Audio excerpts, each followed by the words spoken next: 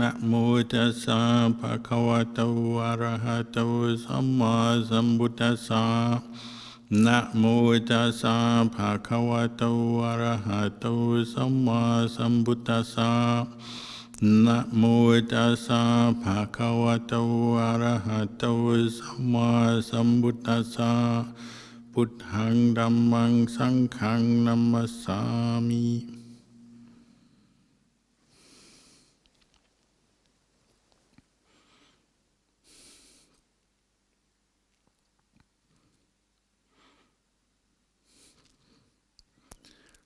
Blessings and good evening to you all. Another occasion where we've come together to meditate, chant, and to listen to the Dhamma.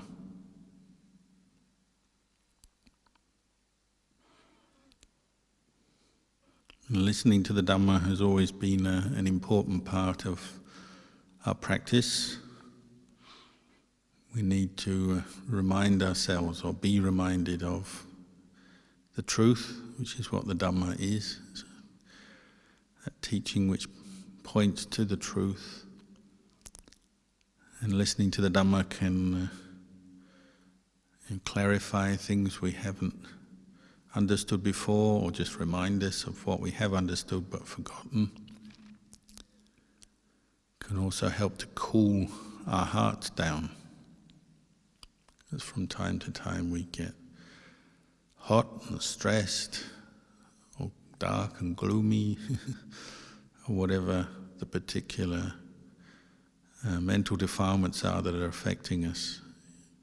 And the Dhamma can help to push them out of our minds.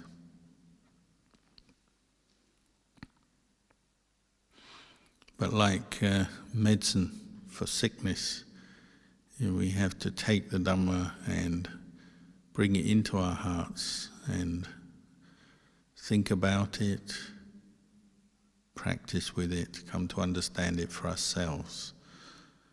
And medicine is not much good if the doctor prescribes you medicine for a condition, and then you can let other people take it, but you don't take it yourself. It won't cure anything for you. And the Dhamma is like that. We have to bring it inside us, our minds. And we have to reflect on it, or wisely attend to the Dhamma that we've heard. And this is a factor for the arising of right view, right understanding, peace, clarity, wisdom. We have to learn how to think correctly and wisely attend to the truth until we see it, understand it for ourselves. And no one can do it for us, although teachers can help, but in the end we have to practice for ourselves, understand it for ourselves.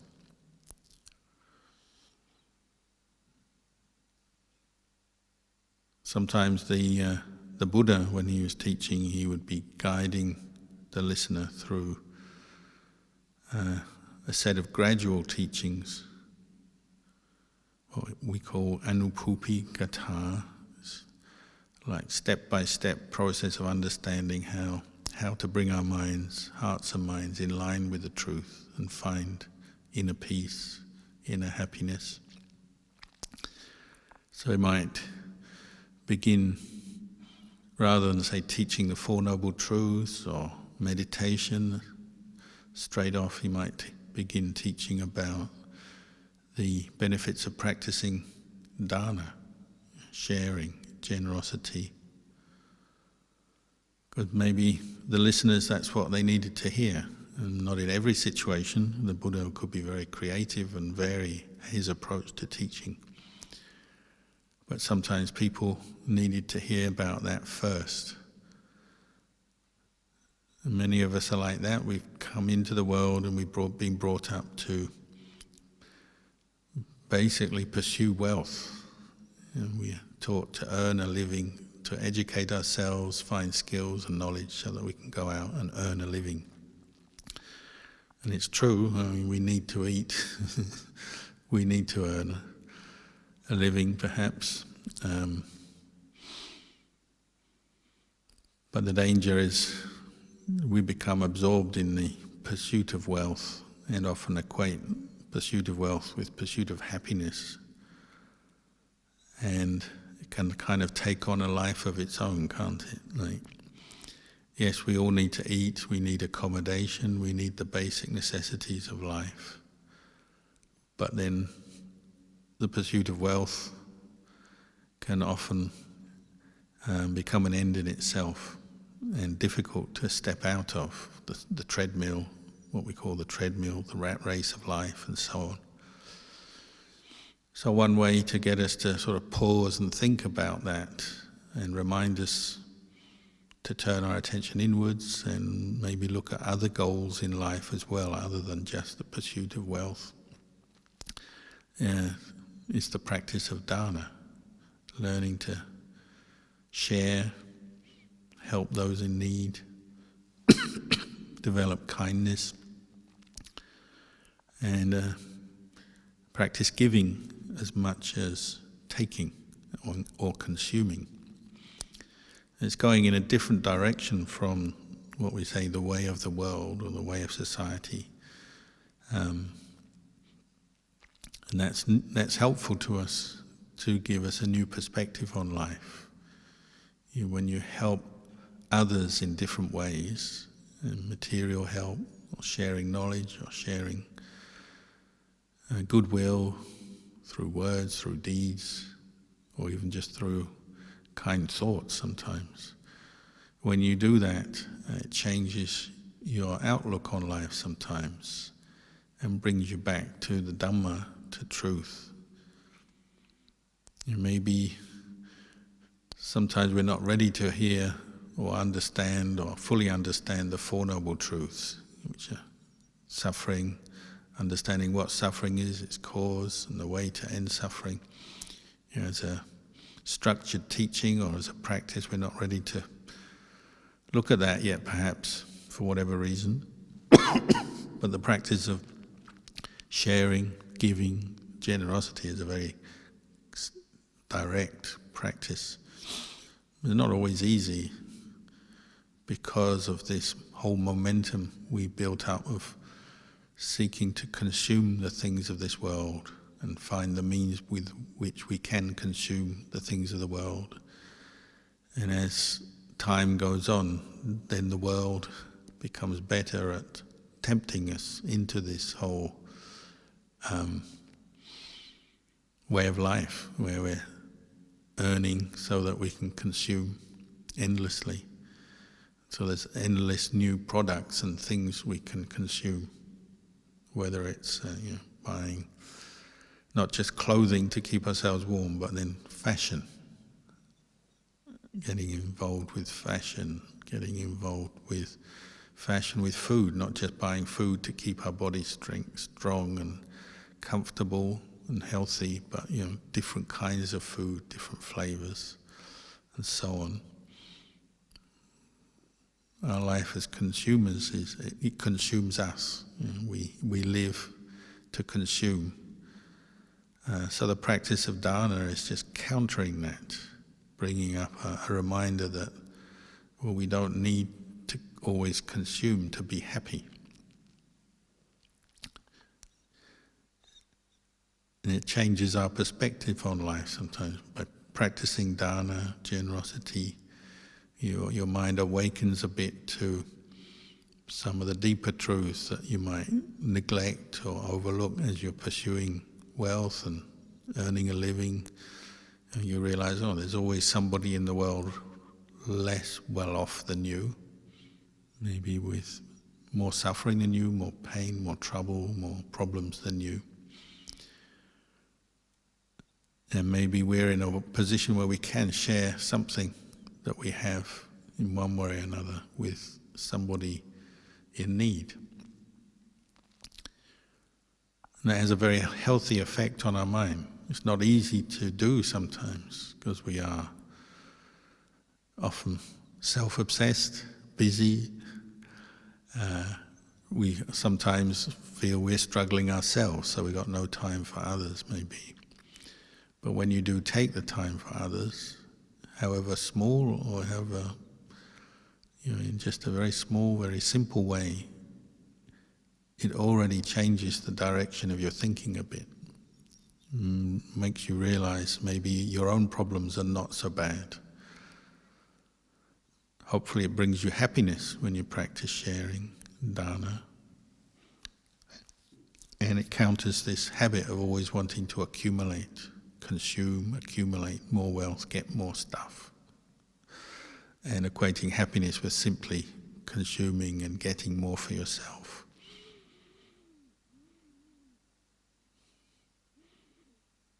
I remember once, or several times, I went to visit a hospital ward in Bangkok for orphans. That's like babies who'd lost their mother in childbirth, or babies who'd been abandoned, or abandoned out in the city and then brought to that ward. They're all like 1, 2, maximum probably 3 years old, but most of them were just like 1 or 2 years old, so very young and hadn't been adopted yet. And there was someone I knew who was addicted to both alcohol and gambling, and having a lot of suffering and building up a lot of debt, and often feeling suicidal because the problems seemed to be oppressing them with no way out.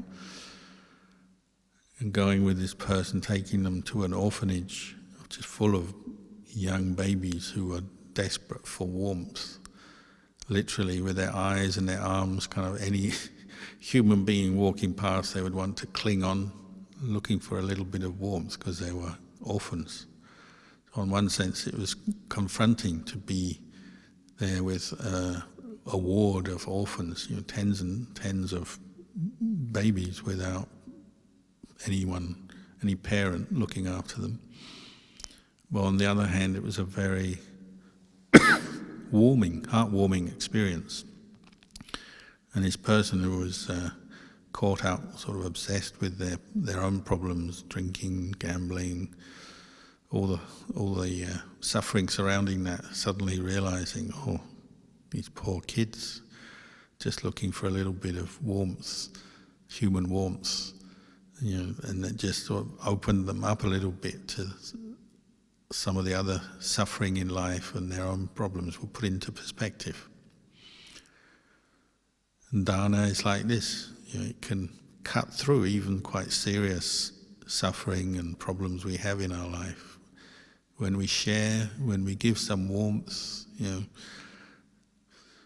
whatever way, through body, speech or mind, it changes our perspective on life, and it has a very nourishing effect on the heart. This is probably why the Buddha encouraged sometimes people by talking about the practice of dana. Often it's seen as a sort of a beginner's practice, and people often want to get on to the mature level of the practice, do their vipassana and reach enlightenment, develop samadhi and wisdom and reach enlightenment very quickly. We're often wanting fast track to nibbana, but taking the time to practice dana and consider it as a powerful, wholesome conditioning factor in our life can be very fruitful, and many people have found it. They've got a lot of insight as much as anything else by practicing dana. If nothing else, if you share your knowledge, time, material things with others, you're seeing impermanence, exactly what you're seeing when you're practicing vipassana meditation. If you give something away, whether it's money or food or a gift or some kind words or whatever, you're giving your time, your energy to others, you're seeing impermanence in a very clear way. Things that you have earned, You share them, give them away. Your time, which is precious, you give it away to others. You're seeing impermanence, you're seeing the practice of letting go, that things that you've maybe wanted or attached to you're now giving away. It can also lead to insight, just as the practice of vipassana, meditation, sitting on a cushion doing a retreat or many hours, can give you insight as well. But just practicing dana can also give you insight when practiced with wise reflection, as a practice of Dhamma, reflecting on what's going on in your mind when you give up some of your own attachment for the benefit of someone else.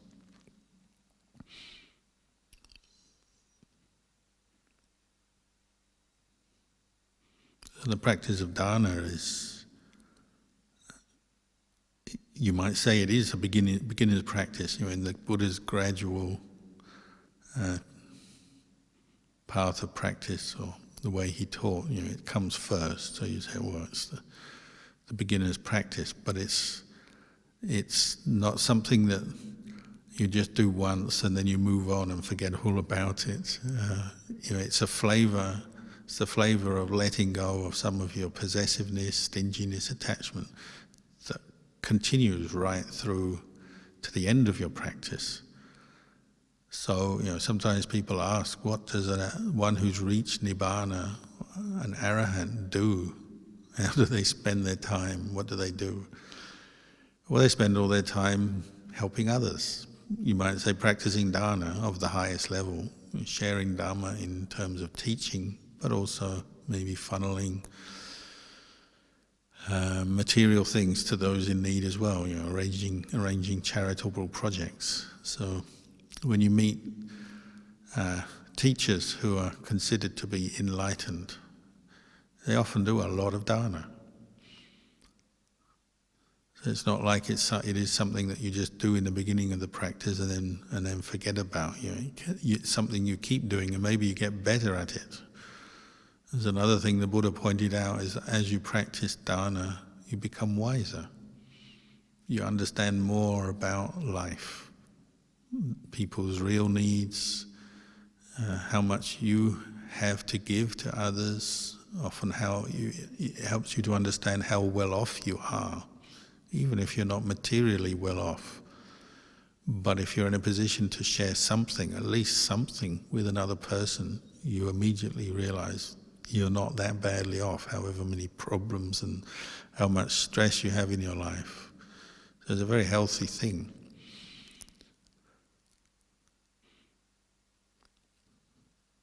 So the Buddha would encourage the practice of dana for happiness in the here and now. It develops, when practiced in different ways, it brings up a lot of joy.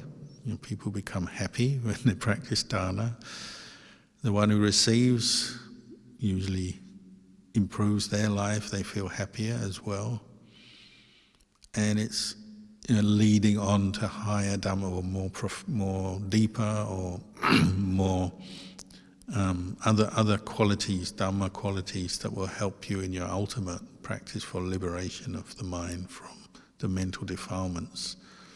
It's a practice that leads on. Then the Buddha would talk about Sila, learning to live in a moral, ethical way, to develop restraint in your speech, your actions, so that you're not harming yourself or others through your actions. Again, encouraging people to see that this is a source of happiness in the here and now, and a happiness in the future, and it's a necessary part of developing the mind to let go of greed, anger, delusion. We have to put effort into developing that practice of restraint, mindfulness of our speech, our actions, moderation and contentment in how we live in this world. And again, this, if nothing else, it's modifying the basic greed and attachment that our kind of normal cultural conditioning gives us. We tend to be consumer-minded people. We're always thinking about getting more, so we can have more pleasure by having more. Then we need more money and wealth so that we can support all this desire for pleasure and happiness and success in so many ways. The practice of Sila also moderates that, so you're not going to extremes to the point where you're disrespecting life and property and relationships and harming others through your pursuit of happiness or wealth. You're developing the causes for a much subtler kind of inner happiness by practicing restraint, practicing Sila.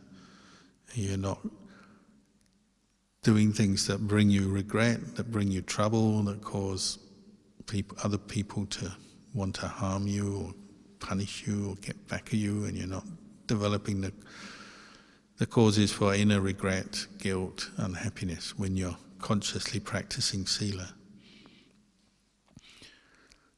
It may not yet be the immediate cause for Nibbana, keeping Sila, but it's one of the steps along the way. It's one of the causes.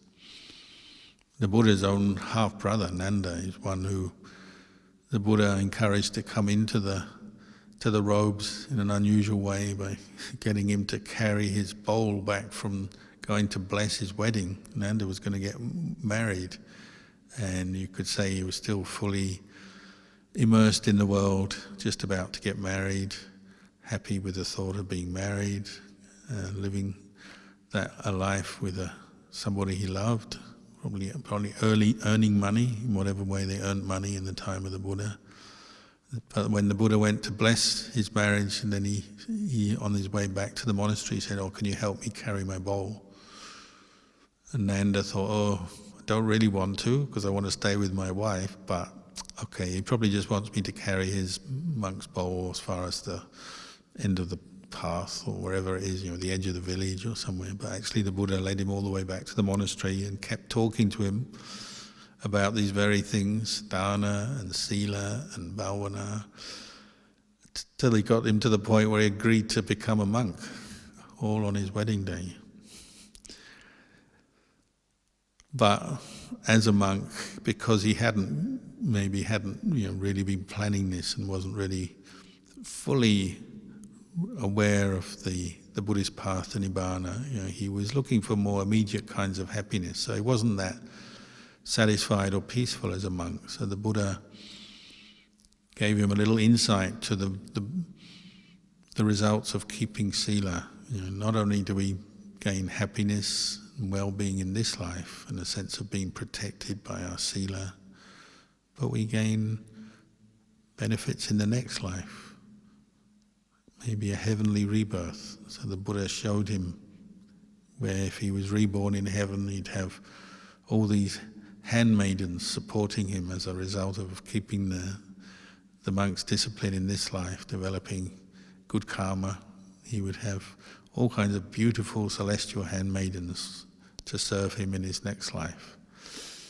So he became known as the monk who's just practicing for a heavenly rebirth, which is the result of Sila. So it's not wrong, it's not untrue as far as the Buddha was teaching, but it's a bit limited. So he became the object of all the other monks were always teasing him and disparaging him and saying, "Oh, he only wants to get all the heavenly nymphs serving him in his next life. What a hopeless monk."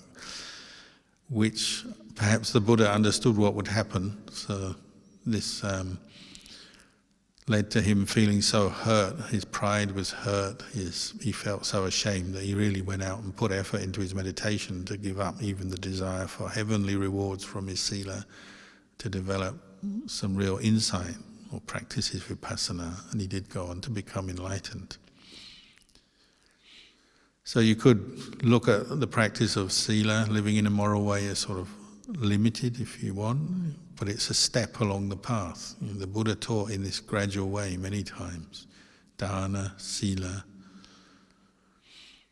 because it works, it brings you happiness on different levels, and that happiness, that sense of well-being can be a very good platform for developing insight. Because if we're still suffering too much with the world, struggling, stressed, then it's very difficult to really see beyond that suffering. We actually need a sense of well-being to be able to reflect on the Dhamma, say, of the Four Noble Truths, to see mental defilements, greed, anger and delusion arising in the mind, and then to let them go. You have to have a certain sense of peace, well-being, in order to do that. If we're just too stressed, too confused, suffering too much, well, it's quite difficult to practice. So there's a reason for this teaching, dana and then sila. But then the Buddha would go on to teach about the disadvantages of just accepting, the happiness of dana and sila, or the happiness of a heavenly rebirth, and say, well, you're still bound up with sensuality. Your mind is not totally liberated yet. So that would be the next stage in his teaching program, what we call the Adinawa Gatha, teaching on the disadvantages of sensual happiness. However much you achieve in this world in terms of wealth, fame, fortune, popularity, all the different kinds of pleasure and success that human beings aspire to, it's only just that much because it's impermanent. And the Buddha would go on to talk about the drawbacks and disadvantages of worldly success, because it doesn't last. Wealth doesn't last, position doesn't last, popularity doesn't last. All the pleasures we can have ultimately are unsatisfying. They're dukkha because they don't last, and we really need to sit down and reflect on that. And that's what the Buddha was encouraging people to do, but he encouraged them in this way, practice the dana and sila, to develop that sense of calm and peace, at least on one level, so that when you start reflecting, your mind can cope with the truth that it's unraveling or awakening to. It can be disappointing, if you spend all your life pursuing wealth, fame and fortune, and then you start to investigate how much does it really help me? Does it really get me beyond suffering? That could be quite a shock, quite a difficult truth to awaken to or accept. So that's why the Buddha pursued this way of teaching in a sort of gradual, leading people through the development of the mind, experiencing different levels of happiness, but then also coming back to reflect on the drawbacks of it. You're learning to live in the world in a good way, gain wealth, fame and fortune, all that the world has to offer. If you have that ability, that's good. The more you can do, well, it's good, but it's only good up to a point, because nothing lasts. Everything is impermanent, and what's impermanent can't bring you lasting or satisfaction, happiness. This is why we call it a treadmill, the rat race. It's because you earn your wealth, your happiness, and then it gradually fades and you lose it, or you use it up. That's what consuming means, doesn't it? You consume things in the world, and once you've consumed them, you're back to square one. So you've got to find more, which is why we're having problems in the world, because there's so many people, ever more people, but then we're always consuming more and more. And we sort of get caught into competing with each other, so we're always trying to produce more things, more satisfying things, bigger and better, but we never achieve it, do we? Because it's a delusion. So the Buddha would spend time pointing that out to people, getting them to look or wisely reflect, use this quality, yoniso manasikara, to reflect on their experience. And ask yourself questions, ask the right questions. Is this really happiness? Whatever it is that you're pinning all your hopes on, all your hopes, your expectations, is it really happiness? Is it ultimate happiness? There's happiness there, but it doesn't last. It's temporary, and what's temporary is not going to satisfy you for very long. And that leads on to the next question, well, what is satisfying? Where can I find real inner happiness that will satisfy me? So teaching in this way, pointing out the drawbacks of this world we live in and the senses, our senses, eye, sights, sound, taste, touch, smell, mental constructs, concepts, ideas, memories, to see the drawbacks in all of them. And the question is this really where I should be putting all my energy in the pursuit of more, ever more pleasing and pleasurable and beautiful sights, sounds, taste, smell, touch, and so on? Or is there something better? And the Buddha was saying, well, yes, there is something better, but you have to be willing to pursue it in the correct way. So then he would talk about what we call nekama, renunciation, being willing to let go of the world. Let go, or not endlessly pursue the pleasure of the world, because it's a trap. It doesn't lead to ultimate happiness and peace. So you have to then see, well, I actually should be willing to let go of that pursuit, the desire, pursuing the desire for beautiful sights, sounds, taste, smell, touch, and the objects we can have and absorb through our senses from this world. You're actually practicing letting go of those desires, because they become attachments. We cling on to them. We hope that they'll keep us happy, but ultimately we're disappointed.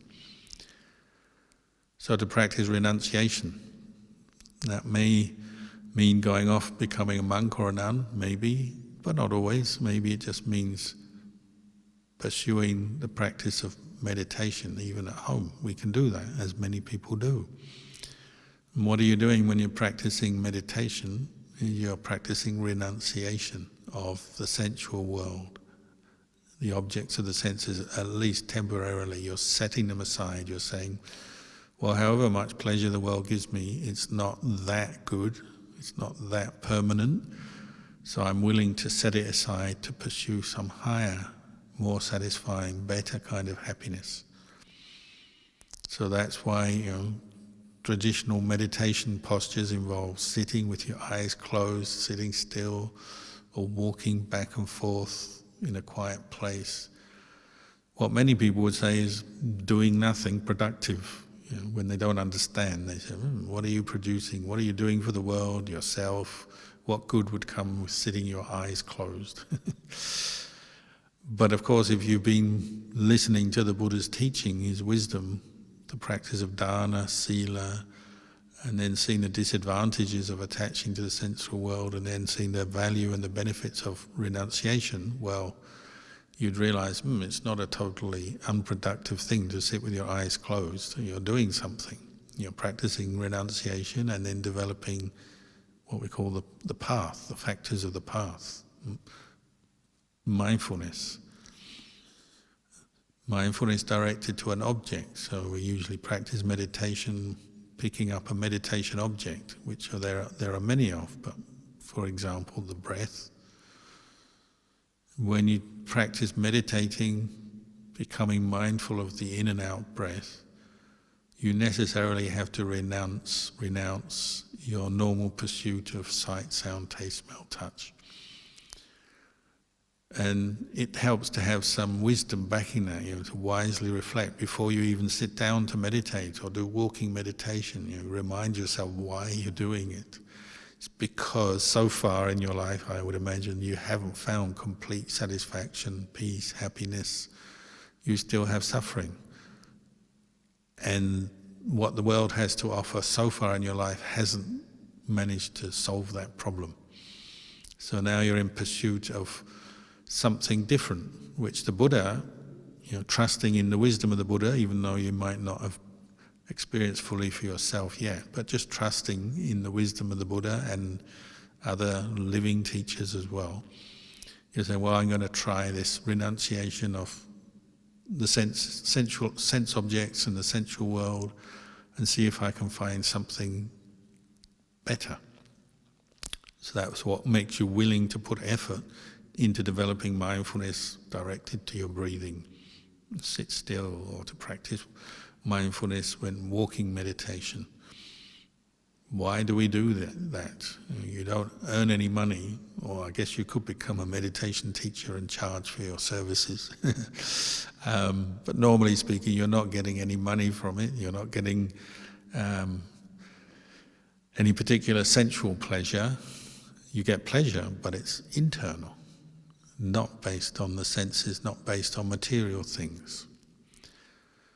And this is another obstacle. The Buddha has said, well, practice renouncing the objects of the senses, but you can't, at the beginning you can't quite see what you're going to get to replace it. So you're sort of hedging your bets a bit. It's like, is it worth it? And sometimes we do get disappointed quickly and give up quickly, because it's a subtle kind of inner happiness and well-being that comes from the practice of meditation, mindfulness. And you have to give it some time, like everything. And sometimes our conditioning is such we're not willing to give it time.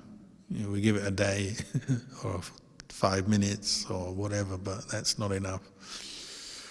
If we haven't got any results in that period of time, that's it. I'm going back to my pursuit of material happiness and what the world has to offer in other ways, which is quite common. So you have to have that patience, and then the wise reflection to remind yourself why you're doing it, what's the value of it, and then put that effort into practice.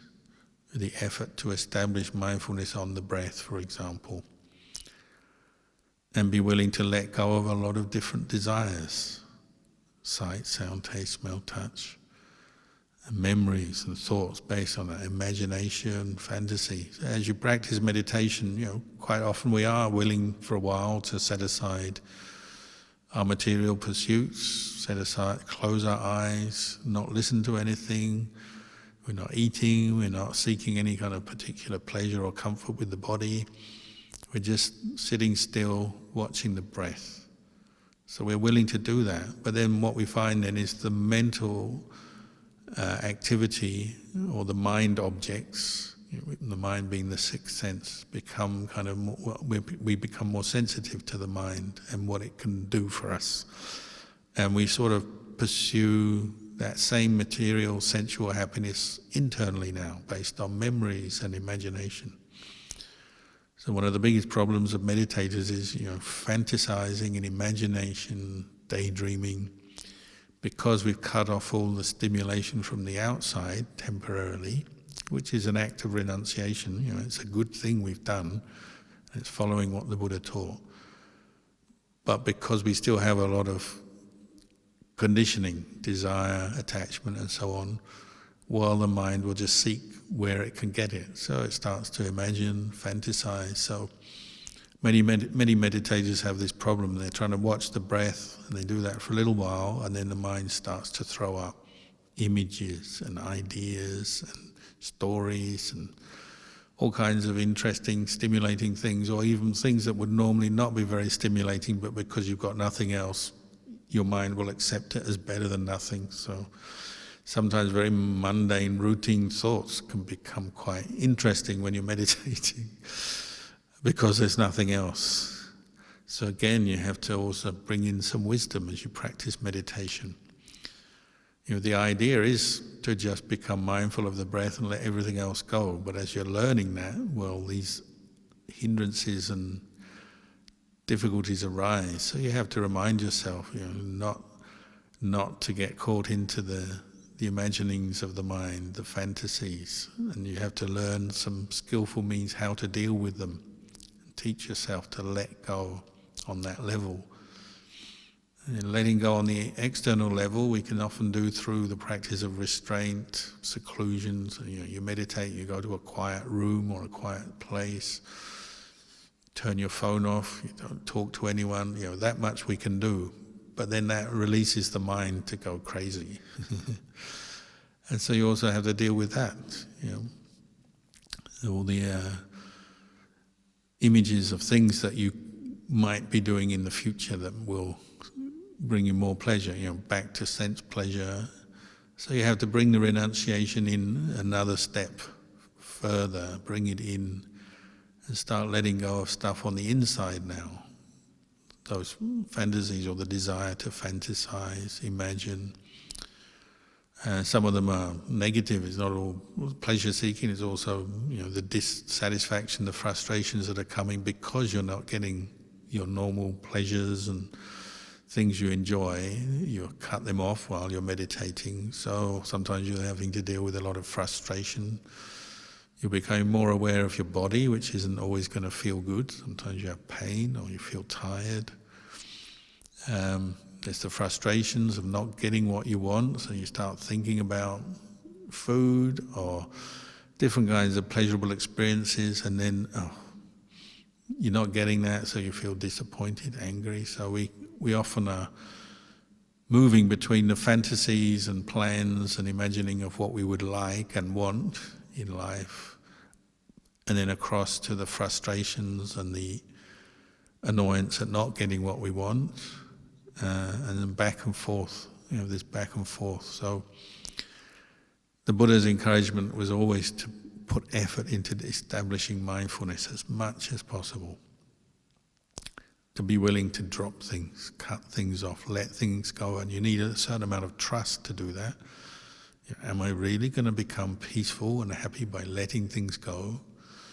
We have doubts, we have a lack of confidence because we haven't done it much before, maybe. So you have to really trust in the method, in the teacher, and in the wisdom of the Buddha that said, if you do this practice, you will become more peaceful and you will gain more clarity and more understanding. But you have to, again, give it time while you're dealing with a mind that is racing and throwing up all this stuff. But our efforts should mainly be directed to establishing mindfulness in the present moment. One breath in, one breath out. Very simple, direct teaching, but we have to keep applying it over and over again and having enough effort and patience to keep doing that. And that's often the hard part, is just to keep doing it for a period of time.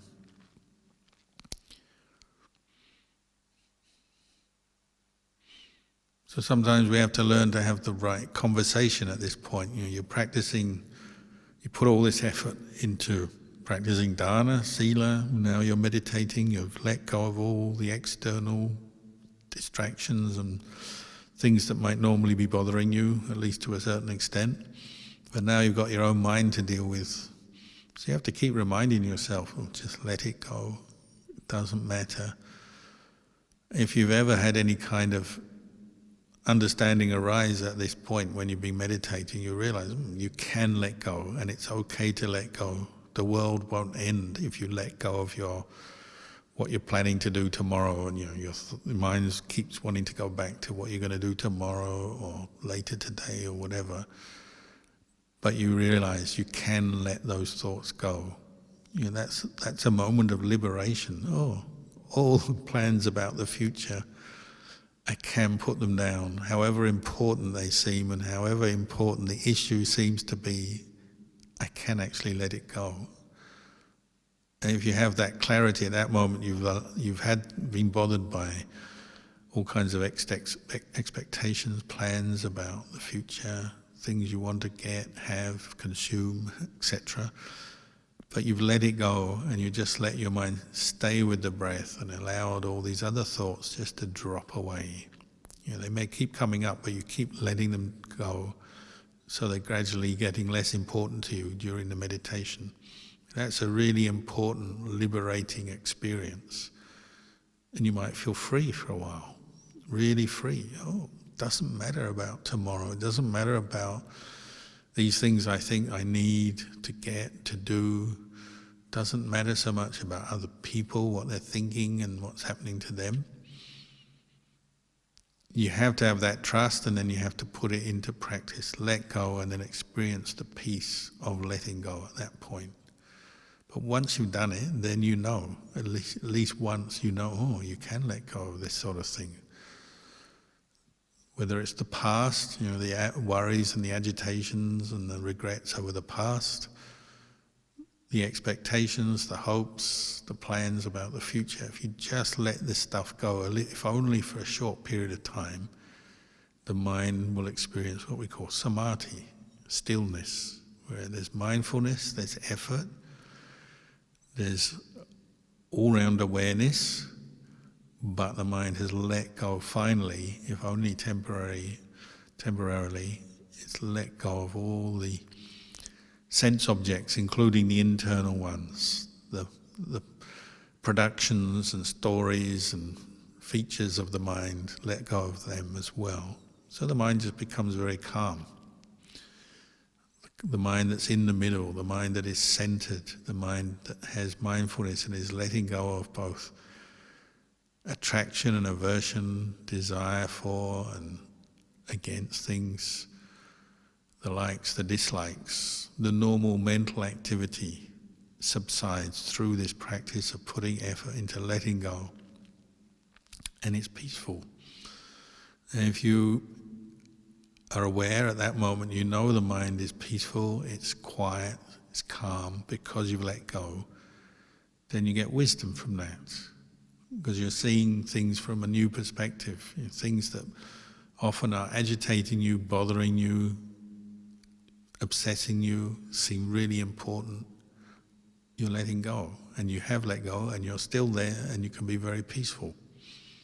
So that gives you a whole new perspective on different aspects of your life, on your own mental activity, on your physical body and how it feels, and then other aspects of your life, the world outside, relationships to people, work, family, and so on.